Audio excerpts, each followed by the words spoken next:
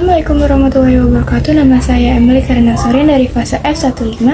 Di sini saya akan membawakan berita tentang beda izin kebun binatang dengan penangkaran pribadi. Perizinan memelihara satwa unik sendiri di rumah kadang bisa memicu pertanyaan. Tren membuat penangkaran satwa pribadi ramai selama beberapa tahun belakangan, padahal ada saja satwa yang berbahaya dan tidak boleh dipelihara secara pribadi. Kementerian Lingkungan Hidup dan Kehutanan KLHK mengatakan penangkaran pribadi diperbolehkan, tapi ada syaratnya. Ada perizinan untuk lembaga konservasi asli. Ada juga perizinan untuk perusahaan penangkaran. Beda skemanya, ujar Badia pada acara temu media di Jakarta Timur. Lembaga konservasi seperti kebun binatang, taman safari, atau lain sebagainya itu tidak boleh mengomersialkan satwa. Fungsi lembaga konservasi memang untuk menjaga kembang biak satwa, apalagi satwa liar yang hampir punah.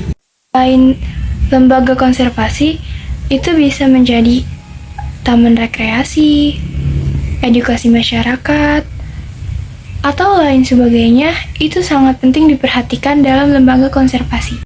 Kebun binatang diperbolehkan untuk menerima kunjungan atau visitor, karena dari situ badan usaha lembaga konservasi bisa mendapatkan benefit untuk mengelola satwanya.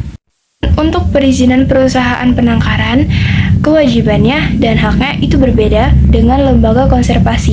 Dan pribadi hanya boleh merawat satwa mulai dari keturunan kedua, ketiga, dan seterusnya.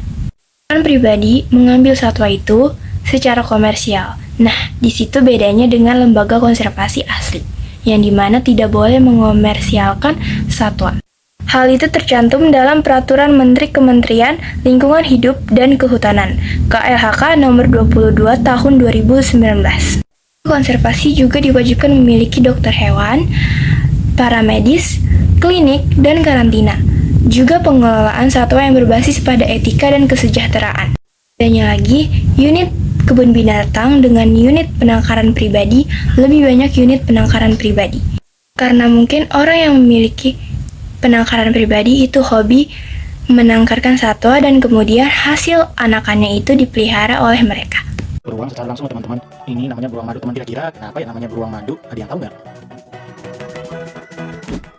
Nah, kalau yang satu ini beruang hitam Amerika teman-teman, tahu semua ya? Ya, benar, ini gajah. Tepatnya gajah Sumatera teman-teman. Gajah Sumatera ini merupakan subspesies dari gajah Asia yang hanya berhabitat di Pulau Sumatera. Gajah Sumatera berpostur lebih kecil daripada hewan tertinggi yang hidup di darat loh teman-teman. Jerapah jantan dapat mencapai tinggi 4,8 sampai 5,5 dari pagi sampai sore. Siapa saja sih yang berperan di sini dan siapa mereka yang berperan di sini. Jadi kalian bisa tahu apakah mudah atau tidak untuk merawat satwa liar seperti ini yang ada di rumah gue. Jadi kalian bisa kebayang karena di sini gue melihat satwa liar tentunya dengan cara yang legal, diizinkan negara. Kata legal itu bukan berarti hanya karena ada kertas izin, enggak guys. Itu mempengaruhi ke semua prosedur perolehan satwanya. Jadi kalau misalkan kalian punya satwa liar dilindungi cara ilegal, udah pasti itu dapat dari alam, tangkap dari alam, yang tentunya merusak habitatnya, merusak ekosistemnya guys. Dan itu nggak boleh. Gue nggak pernah mendukung kegiatan itu. Gue nggak pernah mau orang nangkap satwa liar dari hutan untuk dibawa hanya untuk senangan atau untuk apa disiksa gitu ya. Sekian hal yang bisa saya sampaikan tentang beda izin kebun binatang dengan izin penangkaran pribadi. Mohon maaf jika ada salah kata atau kata-kata yang kurang jelas. Saya pamit undur diri. Wassalamualaikum warahmatullahi wabarakatuh.